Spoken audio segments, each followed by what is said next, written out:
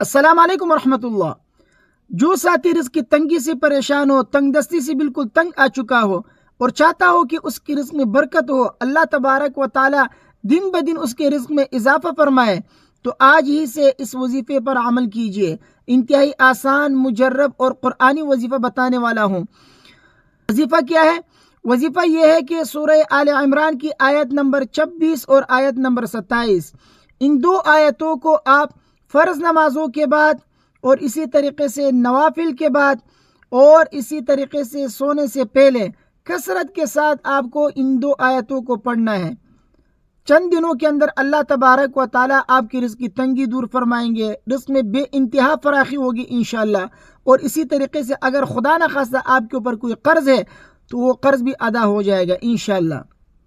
وہ آیتیں کون سی ہیں میں آپ کے سامنے پڑھ کے سنا رہا ہوں، اسکرین پر آپ کے سامنے شو ہو رہا ہوگا۔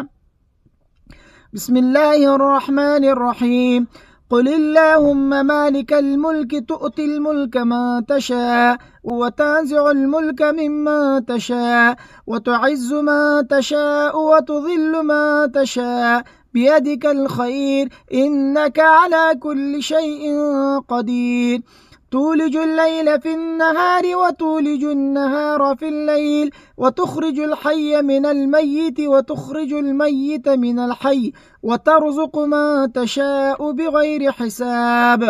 یہاں تک آپ کو پڑھنا ہے۔ قل اللہم مالک الملک سے وترزق من تشاء بغیر حساب تک آپ کو یہ دو آیتیں کثرت سے پڑھنی ہے۔ کب؟